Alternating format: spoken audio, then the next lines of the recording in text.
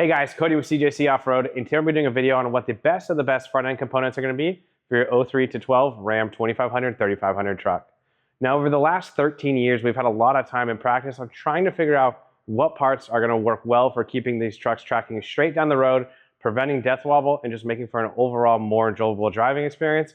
And that's how we've landed on the front-end upgrade packages that we have listed on our website.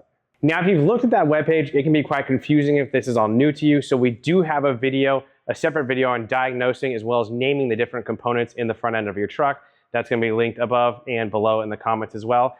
Now, the goal of this video is to show the best of the best for each specific component that we've listed in the previous video. We've handpicked these components, run them on our personal trucks, driven them to and from work daily, and even installed them ourselves to try to determine which components are going to be the best to get a tight front end.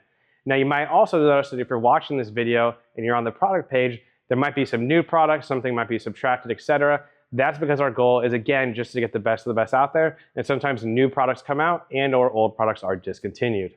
With all that said, if you do want to find out specific information on, say, ball joints, track bar, steering leakage, we do have specific videos diving into the distinct differences between the different product options in separate videos. But if we did put this in this video, it'd be about an hour long, and I'm pretty sure you'd all fall asleep watching it. So starting from the very top of the product page, we have the steering shaft bushings. Now, we actually just have one manufacturer so far. That is going to be the EMF steering shaft bushing. It is a very simple $20 component. Again, if you've looked at the diagnosis video, you find play in the steering shaft, you're going to pop in this $20 bushing. It's actually going to make a dramatic difference on the amount of steering input that goes from your steering wheel to the steering box, and you're no longer going to lose a lot of that input. Next up, we have steering leakage. If your truck is a 2003 to 2008 and your steering leakage looks like this, that means you have the Mopar Y-style steering linkage, and it's going to need a Pitman or an update in order to run any of the next steering linkages I'm going to mention. Pretty much no matter what, if you're still running that, it's a good idea to replace it. And we have three options for you guys. First is going to be the Mopar 08.5 T-style steering, which is going to be a factory option, and that is what came on the 08.5 truck. So 08.5 to 12, that was the OEM steering. So you might already have that on your truck. Then there's going to be the Synergy and Apex options. Now, we do have a very specific video doing a deep dive on the differences of all three. Essentially, the Cliff Notes is going to be the Mopar is going to be the most affordable OEM quality option, and then the upgraded options, both Synergy and Apex, are going to have replaceable joints, so it makes servicing them much easier, and then they're going to have both going to have their unique merits when it comes to steering stabilizers, adjustability, etc. But again, check out that other video for the specifics. From there, we're going to have steering stabilizers to go with your steering linkage. Now, there's going to be a couple of options there, and it's essentially going to come down to how aggressive of a steering stabilizer setup you want to run. And basically what you want to do is you want to meet a very aggressive wheel and tire package with an aggressive steering stabilizer. So if you're running like a 37-inch MT, again, a very big, robust, heavy-duty tire, you're going to be running the truck a lot, both on and off the highway, things like that. You're going to want as much steering stabilizer as possible, and that is where the Carli suspension high and low mount combination stabilizers are going to come in. These are two nitrogen-charged, stainless body, heavy-duty steering stabilizers that are fully adjustable. We have separate videos kind of talking about those, but that's going to be the best of the best. However, say you're just running a leveling kit and a 35-inch tire, that's where you're going to want to check out either the singular Carli low mount steering stabilizer, the Fox 2.0 IFP replacement stabilizer, or even the Icon IFP stabilizer. Those are kind of going to be a little bit more of a basic option for steering stabilizers, but are still going to work very well in taming both the larger tires and preventing wobble and other weird characteristics in the front end of the truck. Now, I have seen a little bit of a misnomer on different Facebook groups.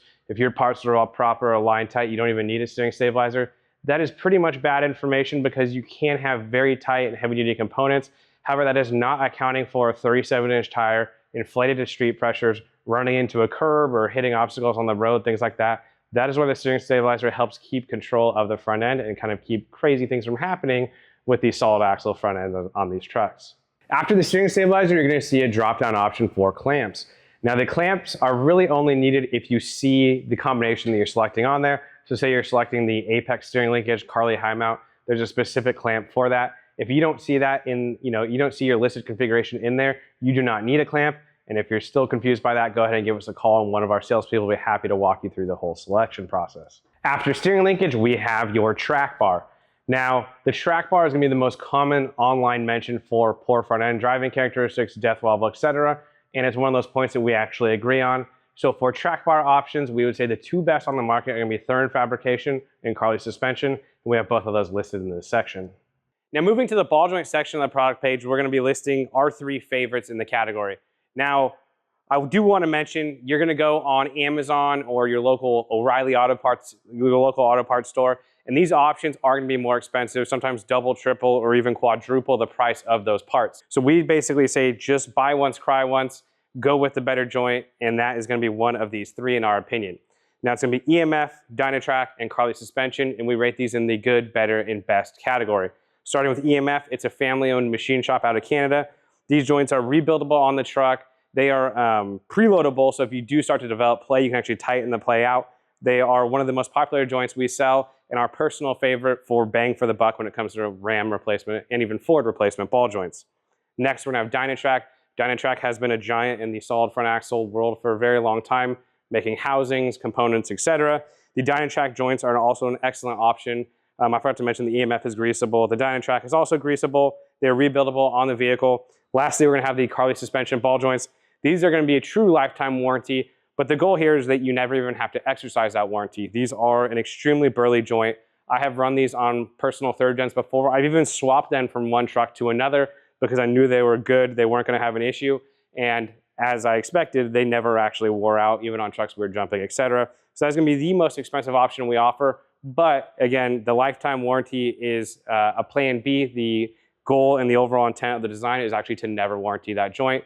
And again, one of those situations, 12 years of business, I think I've probably actually seen about 5 or 6 legitimate warranty claims when it comes to these joints. Again, spread across 12 years and at this point, thousands of joints or even tens of thousands of joints shipped. Now, I did allude to putting multiple sets of part storage joints in your truck. When you do that, you do actually stretch out the taper. That's why all of those part storage joints have those splines. If you're removing joints that have those splines, or you've personally done the ball joints on your truck 4 or 5 times, I would give a look at the EMF and Dynatrac joints because of their oversized and their knurled options. EMF is going to have a joint that's slightly oversized, so it's still going to be tight in that stretched out bore. And Dynatrac is going to have this knurling here that's going to help hold the joint in. Both those options are going to be excellent options, again, if you've done ball joints many times in your truck. Now, we do have a separate install video for the Carli suspension joints showing how to raise some material in that bore to still put Carli ball joints in a stretched out bore. But for those of you who are not looking to do that extra step, that's where these joints do have the slight advantage. Now, moving away from the overall steering linkage, we have steering boxes. And there's going to be a handful of options for you there. First is going to be the Redhead factory replacement box. Then you're going to have the Redhead upgraded box.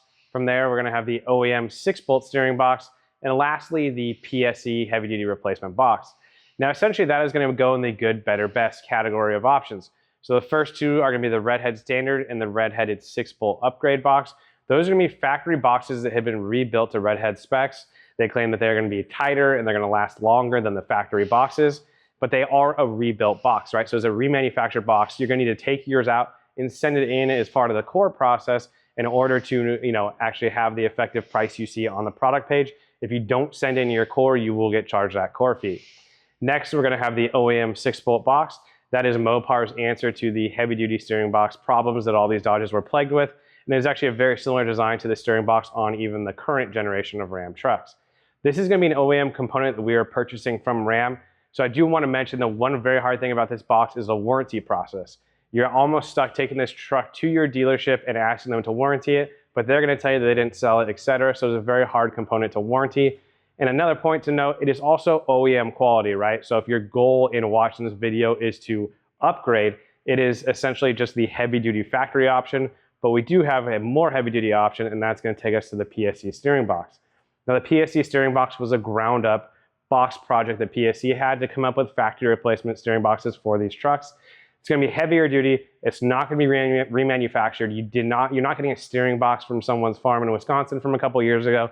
Things like that. It is essentially what we would consider to be the best option for this category, but it is also pretty much the most expensive option. After the steering box, we're going to have the steering box brace. Now, the steering box brace came about with the early 2nd generation trucks that had a lot of frame play, but it's carried on to the 3rd, 4th, and 5th generation trucks. It's essentially cheap insurance. You're reinforcing the area of your steering box by bolting where your sway bar goes, a brace that then picks up that pivot arm center shaft and just allows for no weird movement, no flex, and things like that. Now, we have 2 options there. First is going to be the company Bad Axe, which is a small business back east. where the owner is essentially hand making these steering box braces. So quality is excellent, machining is excellent. Or we're going to have this synergy manufacturing option, which has kind of been the staple in the industry for the last couple of years. You are going to want to basically purchase the steering box brace specific to which steering box you're going to be purchasing. So say you're purchasing the PSC steering box, you're going to want to go with the Bad Axe steering box brace, as that is the only option purpose-built for the PSC steering box. When it comes to your pin arm, there are a handful of options, so you do want to make the proper choice here. So again, if you have a 2003 to 2008 truck with a Y-style steering, you're going to want to get to the Mopar Pitman replacement option. That is essentially going to be the proper angle and positioning for the Mopar T-style steering. Now, if you are running a drop track bar bracket with your truck, say you have a 4 or 6 inch lift from a variety of brands, essentially every one of those setups runs a drop pitman arm. So you're going to keep the drop pitman arm from your previous suspension system. Whether you're running Y or T style steering, the drop pitman arm is going to be in the exact same position. So you do want to kind of factor that into your choice. Again, if you have a drop track bar, drop pitman arm, just don't select a pitman arm option. If you're not sure what you have, take a photo, email it over to us, and we'll be happy to walk you through what the proper choice would be. That concludes it for the 03 to 12, 2500, 3500 front end upgrade video. Now, however, if you've watched this video and you're still not super familiar with car parts, you've watched our diagnosis video and you're not quite sure what's going on with your truck, you have a unique setup, or you just had trouble identifying, feel free to take a photo, take some videos underneath your truck, and just send them to us. Our goal here is just to help walk you through getting quality parts on your truck. We have a full-time staff of salespeople who all own and drive these trucks as well, so they'll be able to walk you through the ins and the outs of all these different components and find a system that's going to efficiently use your budget to get your truck driving as straight as possible, but not break the bank, right? So our goal in producing the diagnosis video is essentially get you on track to replace the least amount of parts possible to get the best performance out of the front of your truck. So thank you so much for watching. Again, any questions, comment down below, shoot us an email, give us a phone call. We'll be happy to walk you through all the steps in this process. If you like this video, give it a thumbs up. If you're new to the channel, subscribe to the channel, and we'll see you guys on the next one.